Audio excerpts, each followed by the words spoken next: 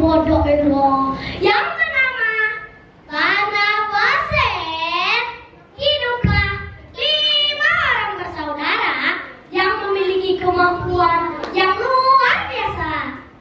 Hai teman-teman, perkenalkan, nama saya Silu. Saya kakak pertama. Saya memiliki kemampuan, apa yang saya katakan akan menjadi kenyataan. Saya Ayus. Saya kakak kedua. Saya memiliki kekuatan yang luar biasa. Dan 3 saudara lainnya juga memiliki kemampuan yang luar biasa. Tetapi pada hari itu mereka kelaparan karena persediaan barang mereka habis. Silu sebagai kakak tertua langsung bergerak. Ia mengambil 7 batang padi lalu memasukkannya ke dalam periuk tanpa memisahkan daun dan butir padinya. Silu dengan kemampuannya pun berkata, daun dan butir padi berubahlah menjadi nasi. Setelah itu, Silu harus mengambil air di sumur. Namun, sebelum itu, ia berpesan kepada saudara-saudaranya. Adik-adik, kakak ingin mengambil air di sumur dan kakak sedang memasak.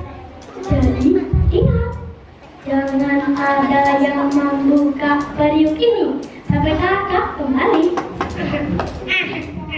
Baik kakak, kami akan melakukan sesuai perintah. Salam adik-adiknya. Setelah Silu pergi, Nanai, istri Ayus, merasa penasaran. Apa ya yang dimasak oleh kakak iparnya? Dia pun membuka periuk itu secara diam-diam. Betapa terkejutnya ia melihat daun, batang, dan butir-butir padinya perlahan-lahan berubah menjadi nasi. Dengan rasa takut, Nanai pun menutup kembali periuk itu. Setelah Silu pulang dan membuka periuk itu, dia terkejut. Kenapa belum menjadi nasi ya? Pasti ada yang membukanya. Tapi siapa ya? Aku ingin bertanya kepada adik-adik. Adik-adik, siapa di antara kalian yang membuka periuk ini? Nanai mulai ketakutan, tapi dia tidak berani jujur. Kami tidak tahu, Kak. Baru tadi kami semua tidur, sahut adiknya. Tadi yang ada di dalam periuk ini seharusnya sudah menjadi nasi. Tapi sampai sekarang belum matang. Pasti ada yang membukanya. Jadi kakak mensuruh kami tanya Datuk. Bukan disuruh, tapi aku bisa membuktikannya. Buktikan kakak, tantang Ayus. Baik, kalau begitu siapapun yang membuka periuk ini akan berubah menjadi seekor anjing. Wah, kawan teman-teman, Kak Silu kan mempunyai kemampuan. Apa yang dikatakannya akan menjadi kenyataan. Ih, serem! Maka tiba-tiba suamiku, Silu, saudara-saudaraku maafkan aku. Ayus pun terkejut karena istrinya telah berubah menjadi seekor anjing. Tidak mungkin. Apa yang kau lakukan? Adik-adikku, Ayus, maafkan aku. Aku tidak bermaksud.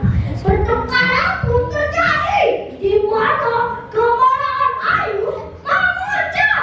Dengan kekuatannya, ia membuat rumahnya porak-poranda. Ketiga adiknya mencoba menahan, tapi tak membawa hasil.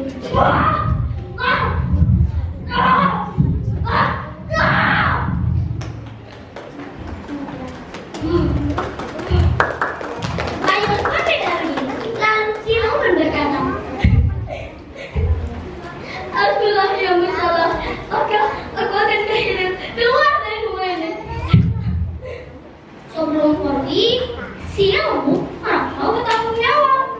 Maka dengan kemampuannya, ia membuat rumahnya kembali seperti sedia kala. Setelah semuanya selesai, Silu dan ketiga saudaranya saling meminta maaf dan berpamitan. Kecuali kepada Ayus, karena Ayus sudah pergi. Silu pun pergi menggunakan rakit buatan adik-adiknya. Ternyata kepergian Silu tidak berjalan dengan mulus karena ketiga saudaranya tidak ingin dia pergi. Di tengah perjalanan, rakit yang dimiliki Kak Silu mendadak oleng. Air sungai mulai menenggelamkan rakit. Namun dengan ketenangan jiwa, Silu merapalkan mantra. Dan ajaib teman-teman, rakit itu kembali berlayar. Silu pun lanjutkan perjalanan. Ternyata kepergian Silu membuat Ayu sadar. Ia memutuskan untuk memperbaiki semuanya. Ia duduk terdiam. Dadanya sesak, tapi kali ini bukan karena marah. Dan seketika itu juga Ayu berdiri dengan gagah. Ia mengumpulkan semua tenaga yang ada di tangannya.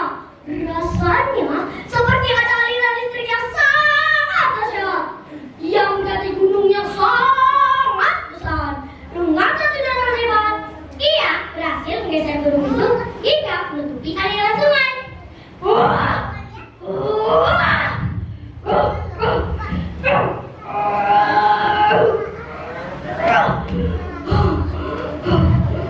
Suasana hutan jadi riuh.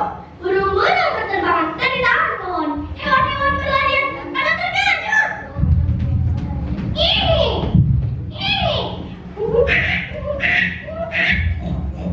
Silu pun berhenti sejenak. Dia tahu betul hanya Ayus yang bisa menggeser gunung itu. Namun Silu dengan kemampuannya pun berkata, "Wahai air, bantulah aku. Mengalirlah kau di kaki gunung yang menutupmu. Rakit ini akan menuju laut lepas. Jadi mengalirlah kau." Akhirnya Silu berhasil melewati jalan-jalan kecil di kaki gunung itu dan menurut orang tanah pasir, hal ini berulang-ulang sebanyak 7 kali, teman-teman. Dengan sisa-sisa tenaganya, Ayus mencoba sekali lagi. Ia lihat pepohonan nipah yang tumbuh di tepi sungai.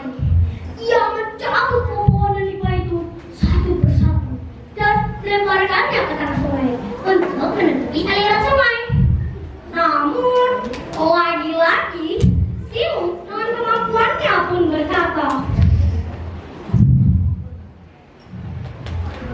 "Wahai air, bantulah aku menyingkirkan pepohonan nipah ini. Rakit ini akan menuju laut lepas. Jadi mengalirlah kau." Maafkan aku, saudara-saudaraku. Selamat tinggal. Ayus pun pasrah. Silu. Maafkan aku, saudara-saudaraku. Aku tak dapat mencegah kepergiannya. Bahkan untuk berteriak, aku tak bertenaga. Nah, begitulah cerita tentang legenda Ayus dari tanah pasir.